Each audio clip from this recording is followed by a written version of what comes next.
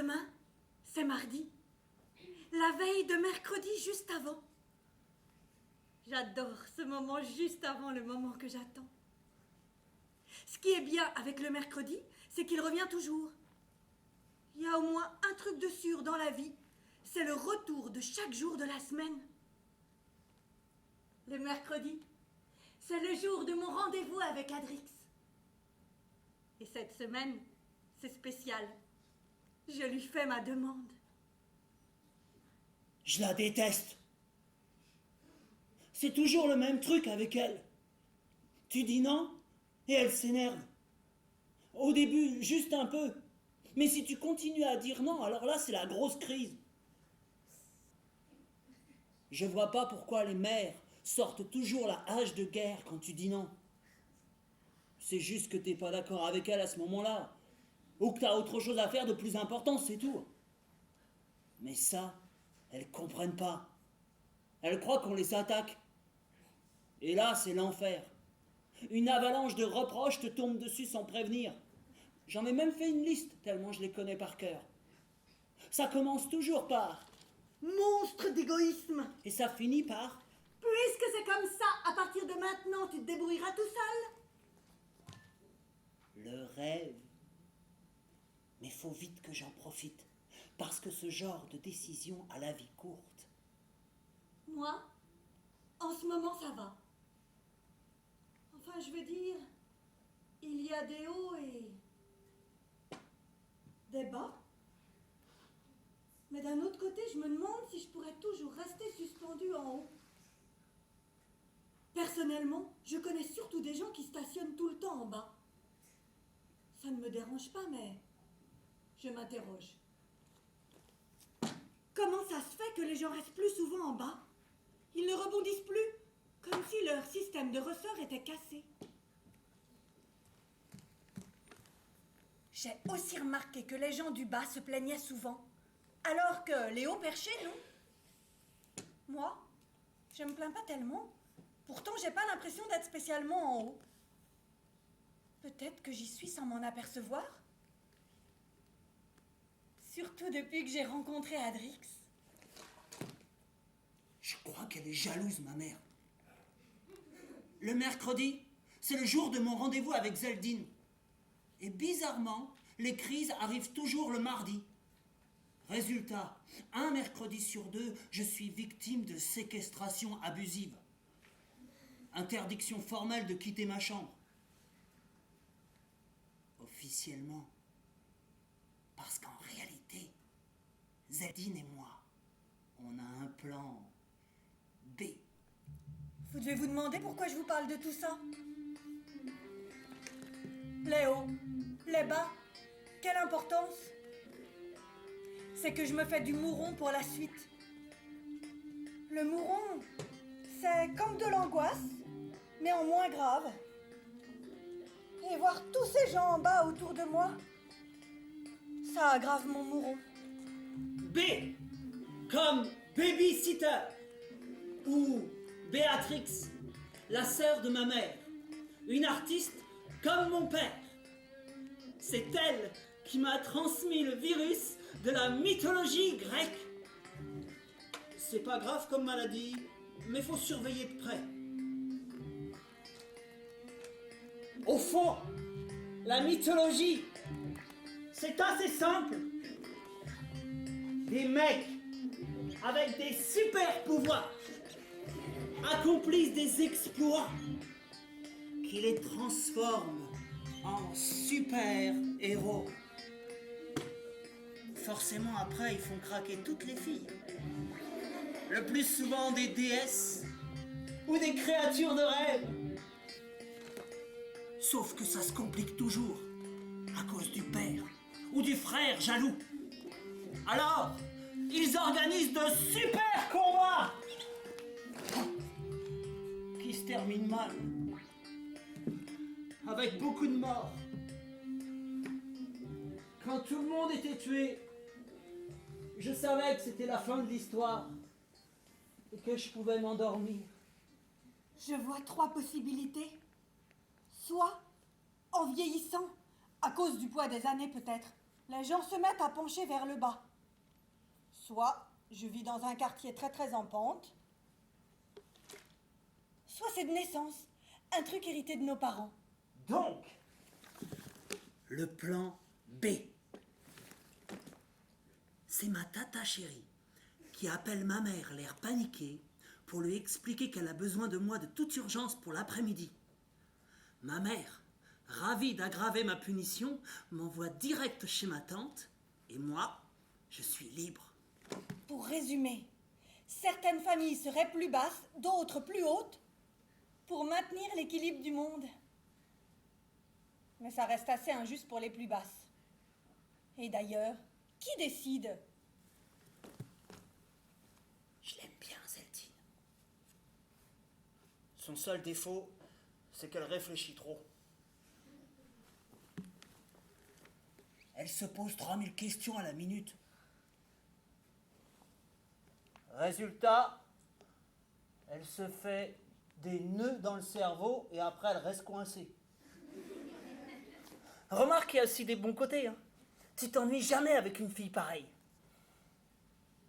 Sauf que, attention, la questionnite, c'est contagieux.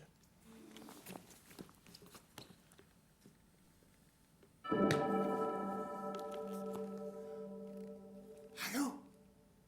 Zeldine? Salut Adrix. C'est la crise. Déclenchement du plan B.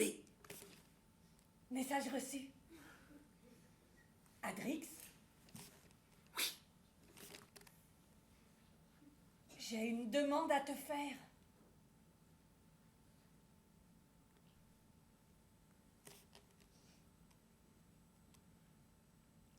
Message reçu, Zeldine.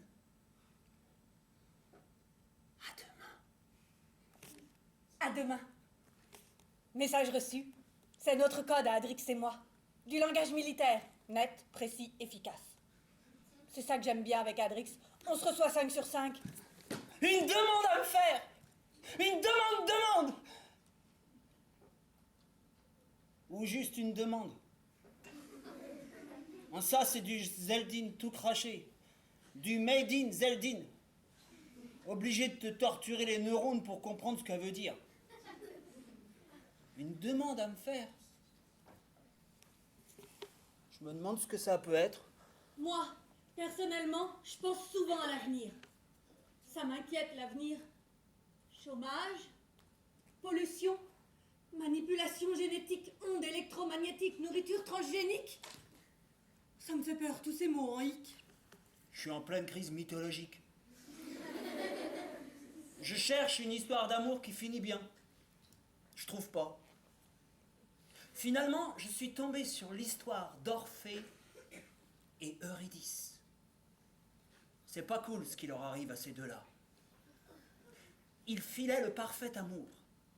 Quand bêtement, Eurydice se fait mordre par un serpent et meurt.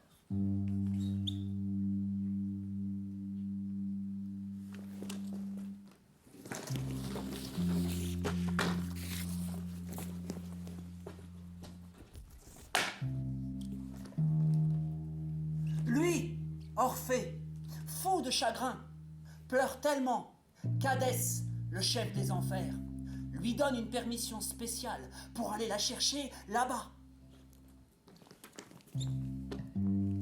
Sympa le chef. Sauf qu'il pose quand même une condition.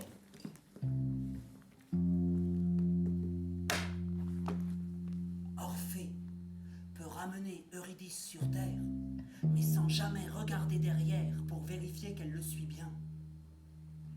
Et lui, Orphée, il est tellement amoureux qu'il ne peut pas s'empêcher de se retourner avant la sortie.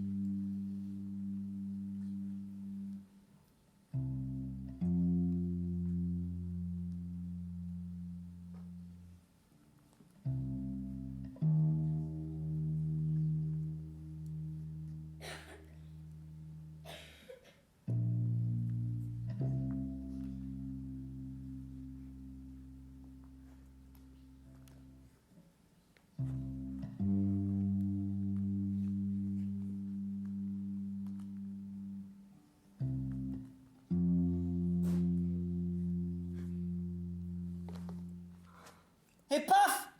La fille disparaît en fumée. Pourquoi il n'a pas attendu 2 minutes de plus, ce gros nul? Pourvu que Zeldin ne me demande pas de descendre la repêcher en enfer si un jour elle disparaît. Ils ont vraiment pas de chance avec l'amour, les Grecs. Bon, j'arrête la mytho. Ça me donne des idées noires. Alors, t'as une demande à me faire? J'adore quand elle hoche la tête comme ça. Et ta demande, c'est une demande? J'adore quand elle laisse son sourcil circonflexe. Une vraie demande. Et quand elle lève les deux, alors là, si je me retenais pas, je la prendrais dans mes bras. Une demande, comme dans les films. Je sais pas. Pourquoi? Elle a quand même déjà vu des films d'amour, non? Dans certains films, oui. Peut-être. Waouh, je le savais. Oh, Zeldin, ma petite Zeldin, viens, on va s'asseoir sur notre banc.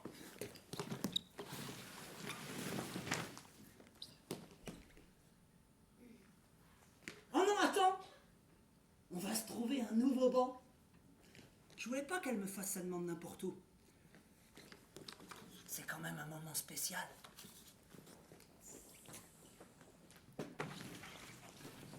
Il faut un décor spécial.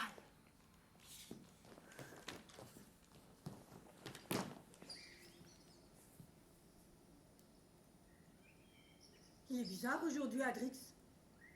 C'est peut-être pas le moment de lui parler.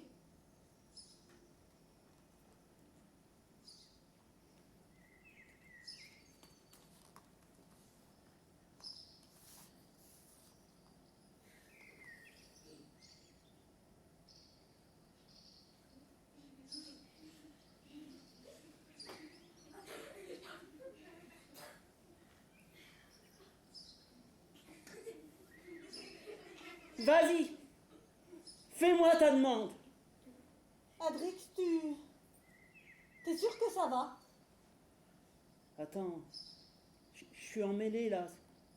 C'est une question ou c'est ta demande? Une question, pourquoi? Tu poseras les questions plus tard. D'abord, fais-moi ta demande. Il m'inquiète. Il fume des trucs interdits? Adrix, voilà. Qu'est-ce qu'on va devenir plus tard?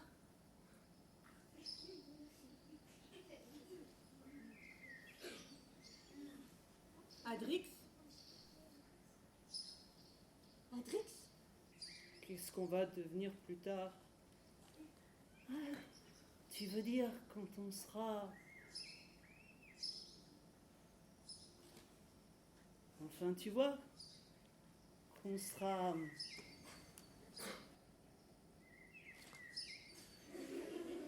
Oui? Qu'on sera adulte et responsable? Adulte, responsable et... Et quoi? Mais allez, Zeldin, dis-le! Refais-la moi ta demande. T'es ému. T'as sûrement oublié la première moitié. Non, c'est juste ça ma demande. Qu'est-ce que tu crois qu'on va devenir plus tard? C'est tout? Sans rien devant ni derrière. Ben non. Ah, T'as l'air déçu. je suis mort, Zeldin. Tu m'as tué. Le pauvre garçon assis devant toi n'est plus qu'une enveloppe de chair molle. Orphée, cassé, brisé, désespéré aux portes de l'enfer. Plus jamais il sentira Eurydice dans ses bras. Adrix, t'es sûr que ça va? Zeldin, la mythologie grecque, tu connais? J'adore. Je m'en doutais. Gros clash hier soir avec ma mère. Elle est tombée sur mon bulletin de notes. Je l'avais pourtant bien caché entre deux piles de livres, mais elle a fait le ménage dans ma chambre et les livres se sont écroulés. Elle était très énervée. Elle gesticulait, elle hurlait. Tout à fait le style des furies dans la mythologie. À la fin, elle s'est assise sur mon lit en soupirant. De toute façon, je sais pas pourquoi j'insiste, tu seras un raté comme ton père. Du coup, je comprends pas pourquoi elle s'est mariée avec lui. C'est dur à comprendre, les mères. Moi, je trouve pas que mon père ce soit un raté. Il est musicien. Il joue dans des concerts le soir. Bon, c'est peut-être ça qui plaît pas à ma mère, il est pas souvent à la maison. Ou alors, elle est déçue qu'il soit pas devenu une star. C'est pas une star. Mais c'est pas un raté non plus. Zeldin!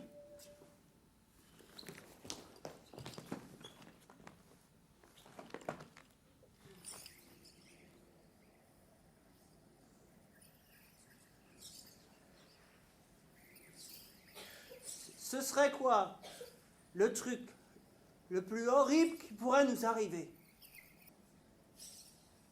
Mourir trop vite? Avant d'avoir fait tout ce qu'on voulait faire. Mourir en regrettant. J'avais espéré qu'elle dise un truc genre être séparée pour l'éternité. En regrettant quoi? Sa vie. Bon, tu peux pas tout regretter.